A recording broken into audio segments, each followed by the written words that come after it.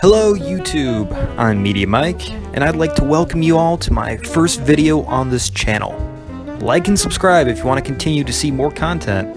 I haven't decided on a release schedule, but rest assured there is much more to come.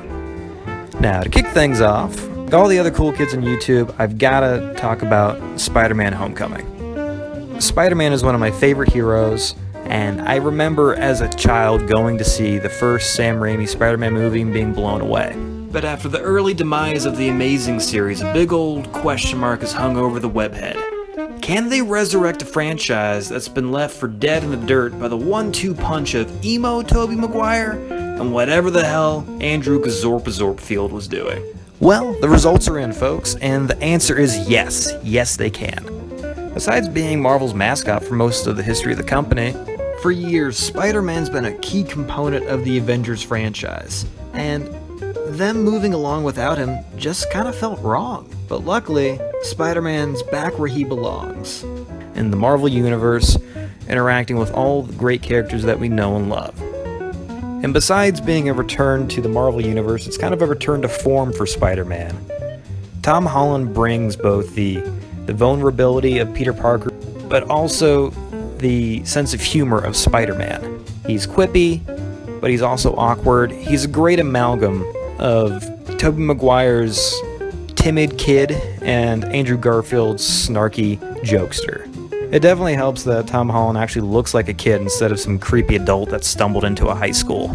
And the high school elements in general are great. They feel like a normal school, not some kind of like very arch, imagined high school like from some 90s movie. All the kids look like kids, they sound like kids, and that makes them more relatable. That helps ground the more fantastical elements of this story. Because at the end of the day, they have to worry about school, they have to worry about their social interactions. It's very human. The adult actors in Spider-Man Homecoming are also awesome. Robert Downey Jr. as Iron Man is, of course, always reliable. He's everything you want him to be. He's in the movie just enough to give it its nice connection to the Marvel Universe, and also to continue to develop the relationship that he established with Peter back in Captain America Civil War. And on the other end of the spectrum, the villain side, the Vulture is great. Michael Keaton is menacing and fierce and still very relatable. He does what he does not because he's some B-level movie monster who talks to himself. He's just a guy with advanced technology that is trying to protect and maintain his family's lifestyle. It's very understandable, and honestly, he's probably the best villain that the Marvel Universe has had since Loki. And if that wasn't enough, the scene of him and another character and Spider-Man alone together was one of the most tense scenes I had ever seen in a Marvel movie. So all in all, this was probably as close to a comic book accurate Spider-Man as one could hope to have.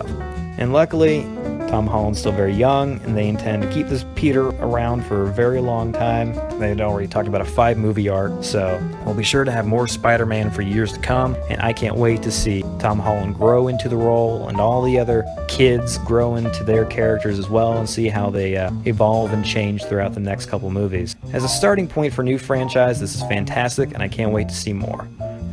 I haven't decided on a rating system, but let's just say I'm going to give it a 4 out of 4 Spidey heads. Alright, there you go. Awesome. So, until next time, this has been Media Mike, and I will talk to you later.